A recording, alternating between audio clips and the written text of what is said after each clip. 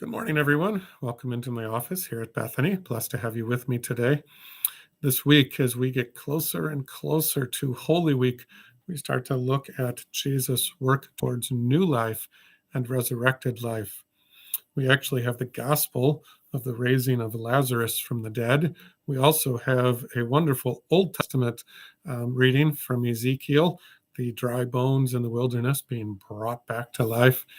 And in both cases, we see that God's desire is always resurrection and new life, and that God reaches out to us beyond any and all barriers that we think are there in our way. In fact, even the grave is not a barrier for God to reach out to us. God can find us anywhere, even in a tomb. Kind of amazing. We actually, that Ezekiel reading is spectacular. You've got God actually saying to the person, go prophesy to these bones that I will bring life back into them. I will put flesh on them. I will put sinews on them. I will piece them back together, and I will breathe life into them. And then we do see the bones come together, but there's no life yet. And then God says to the prophet, prophesy to the breath of life, to breathe life into these bones. And he does, and they all come to life. It's amazing because God actually involves the prophet in the process of new life.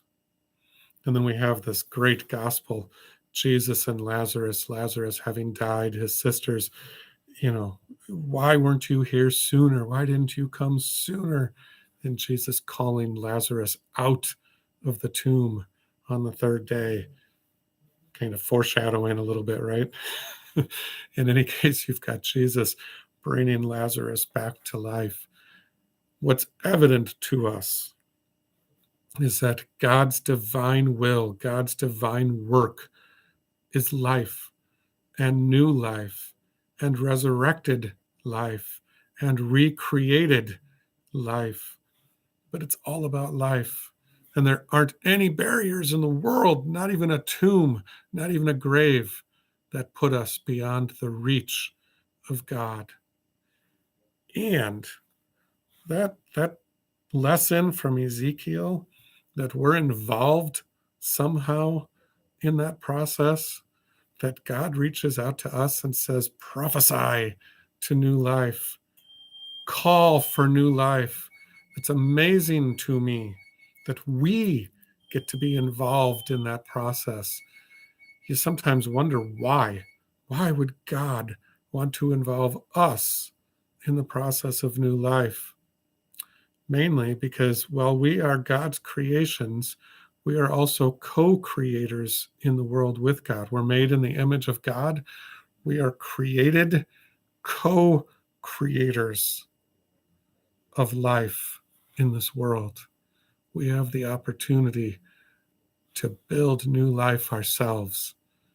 What a remarkable calling. What an amount of faith that God shows in us to be part of that process.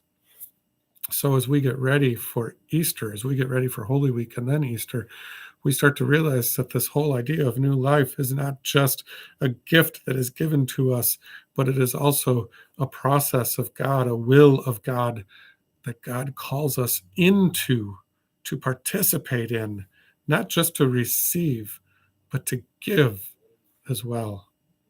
Amazing. I'm looking forward to this weekend. I look forward to seeing you all. This is the day the Lord has made. Let us rejoice and be glad in it. Thanks be to God. Amen.